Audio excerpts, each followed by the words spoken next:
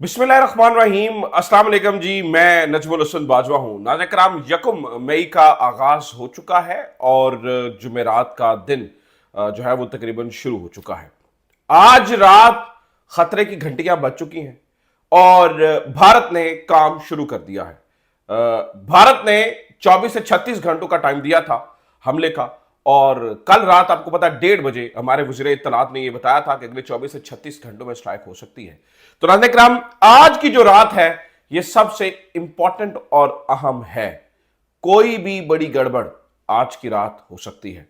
सबसे ज्यादा जराए ये बताते हैं और तज्जियाकारों का यह ख्याल है, जो कि वॉर गेम्स को समझते हैं, उन्हें यह लगता है कि आज जो है वो ज्यादा चांसेस हैं कि किसी भी टाइम कोई भी गड़बड़ हो सकती है, और इसका आगाज भारत ने कर दिया है। नाज़रीन किराम, जो ही अंधेरा होता है, एलओसी के साथ वर्किंग बाउंड्री के ऊपर छोटे हथियारों से गोलाबारी शुरू हो जाती है, और जब जंग का आगाज करना होता है तो खुदा ना खास्ता आपको पता है कि साथ ही साथ बड़े गोले यानी कि मार्टर गोले और आर्टिलरी का इस्तेमाल भी किया जाता है।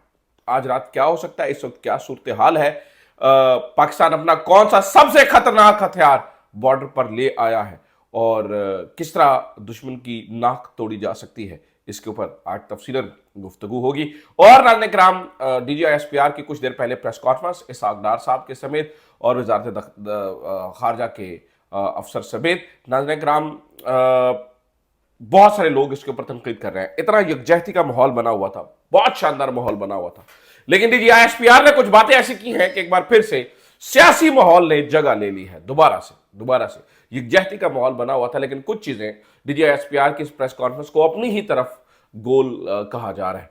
तो यहां पर क्या हुआ है नाज़रीन किराम, मैं आपके सामने रख देता हूं। सबसे इंपॉर्टेंट बात सुन लीजिए नाज़रीन किराम, भारत के अंदर जंग का जुनून इतना बढ़ चुका है कि उनके TV channel 24/7 A to Z सारी चीजें टीवी पर चला रहे हैं। लगता यह है कि भारत ने जो भी फैसला लेना है वो अपने वॉर रूम में नहीं लेना, बल्कि इलेक्ट्रॉनिक मीडिया के किसी कमरे के अंदर लेना। मैं उसकी मिसाल आपको देता हूं।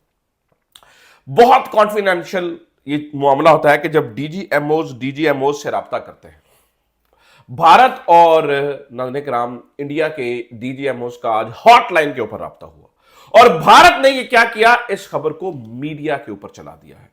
इसका मतलब यह है कि वो किसी तरह पर भी टलने को तैयार नहीं है। वो अपनी कौम का पारा इतना ऊपर ले गए हैं कि अगर आप वो हमला नहीं करते हैं तो उनकी जान जाती है। नाज़रीन किराम, कल रात 4 राफेल तैयारे हमला करने के लिए आए थे। उन 4 राफेल तैयारों को मार भगाया गया था, यानी कि वो वापस भागने में मजबूर हो गए थे। आज मजीद तंजीम के साथ 12 के तकरीबन करीब वक्त हुआ चाहता है, 12-1 के तकरीबन करीब वक्त हुआ चाहता है।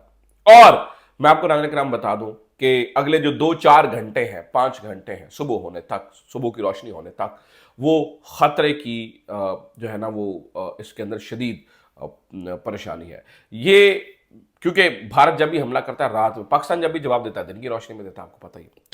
ऐसी सूरत हाल में नाज़रीन किराम, अमेरिका से फौरी तौर पर फोन खड़क चुके हैं। मार्को रूबियो, जो कि वजारत जो है ना वो खारजा देखते हैं उनके अमेरिका के, मार्को रूबियो ने फौरी तौर पर राब्ता किया है शहबाज शरीफ से भी और दूसरी तरफ पर भी।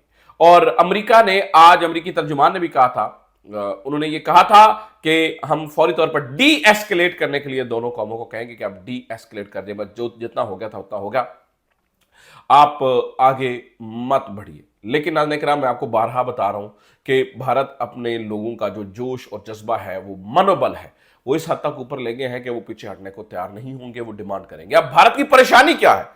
परेशानी यह है कि नाज़रीन किराम, पाकिस्तान एयरफोर्स एक लंबे अरसे तक एक्टिव रहेगी, एक लंबे अरसे तक एक्टिव रहेगी, और पाकिस्तान एयरफोर्स के इतना एक्टिव होते हुए भारत कोई भी गड़बड़ नहीं कर सकता है, कोई भी रिस्क नहीं ले सकता है। यानी अंदाजा है कि पिछली बार की तरह अगर इस बार कोई तैयारा गिर गया, कोई इस तरह का मामला हो गया, कोई राफेल हिट कर गया, तो दुनिया के अंदर इतनी जग हसाई होगी कि हमेशा के लिए भारत नीचे चला जाएगा। लिहाजा जो इंडियन तजियाकार हैं वो कहते हैं जी, एयरफोर्स के ऑप्शन का इस्तेमाल खत्म हो चुका है।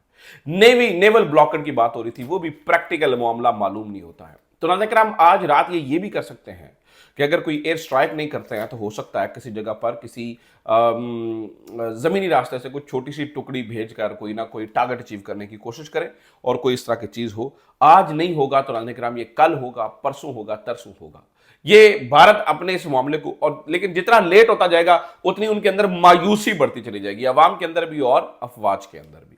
میں ناظرین کرام آپ کو یہ بھی بتا دوں کہ کچھ ذرائع تو وہاں سے یہ بھی بتاتے ہیں، محمد مالک صاحب نے جو ہے وہ اس بارے میں بتایا، کچھ ذرائع تو یہ بھی بتاتے ہیں کہ بھارت حملہ ضرور کرے گا لیکن کرے گا 25 مئی کے بعد، کیونکہ آئی پی ایل اس وقت شروع ہوا ہے اور آئی پی ایل کے چلتے بھارت کوئی ایسا قدم نہیں اٹھانا چاہتا ہے جس کی وجہ سے ان کے آئی پی ایل کو نقصان ہو اور اس کے اوپر جو ہے نا وہ حرف آئے، لہٰذا کوئی اس طرح کی ایسکیلیشن والا موو اٹھائے تو بھارت کی آئی پی ایل خطرے میں پڑ سکتی ہے، جو کہ انہوں نے اسے برانڈ بنایا ہے، اس لیے بھی بھارت ہچکچا رہا ہے۔ لیکن 25 مئی تک انتظار کرنے کا مقصد ہے، مطلب ہے بھارت کی افواج کا، بھارت کا، ان کی عوام کا مورال ڈاؤن ہونا ناظرین کرام، چونکہ جتنا انہوں نے وار کا ماحول بنا دیا ہے۔ پاکستان کے اندر یہ وار کا ماحول نہیں بنا ہے ناظرین کرام، پاکستان کے اندر تو جو ہے نا وہ اس وقت بھی عقل مندی کی بات ہو رہی ہے یار کہ جنگ کسی کے حق میں نہیں ہے۔ اب مین وائل ناظرین کرام دو کام ہوئے ہیں، پاکستان اپنا سب سے خطرناک ہتھیار بارڈر پر لے آیا ہے، اور دوسرا D G I S P R کی press conference. D G I S P R کی پریس کانفرنس کے اوپر کافی بیک لیش آ رہا ہے، پہلے اس کو ڈسکس کرتے ہیں اور میں پھر اس خطرناک ہتھیار کے بارے میں آپ کو بتاتا ہوں۔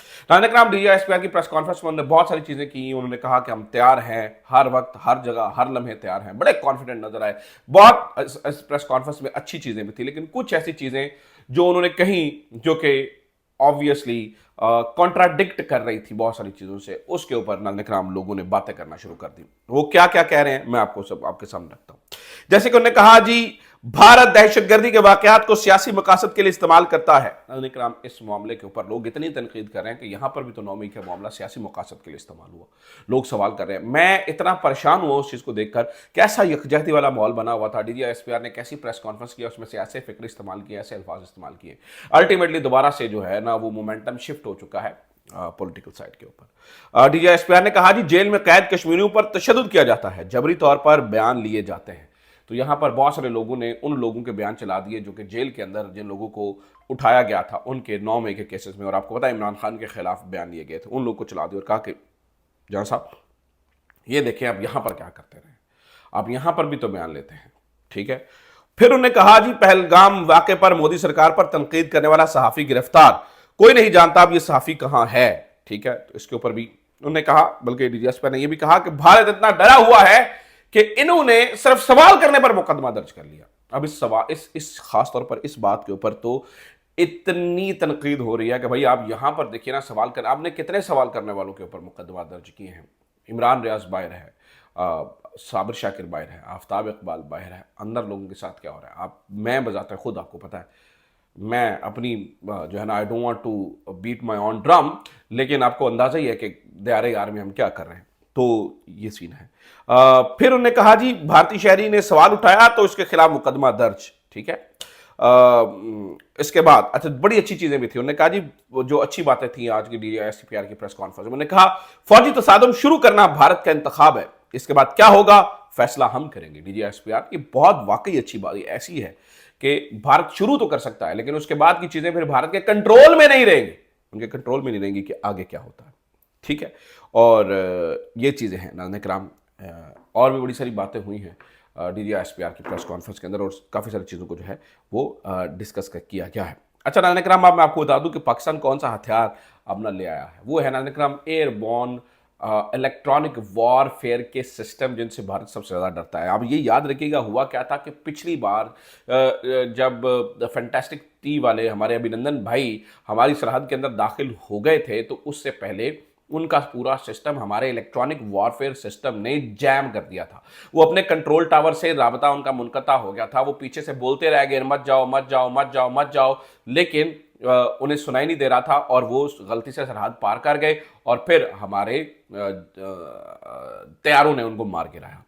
لہٰذا یہ بہت امپورٹنٹ ہے، بلکہ بھارت تو یہ بھی سمجھتا ہے کہ ان کا جو وہاں انہوں نے غلطی سے اپنا طیارہ مار گرایا تھا، سکھوئی تھا شاید اور ایک ہیلی کاپٹر بھی تھا، انہیں یہ لگتا ہے کہ اس کے اندر بھی پاکستان کا کچھ لینا دینا ہے کہ پاکستان نے جیم کر دی کمیونیکیشن کے انتظام۔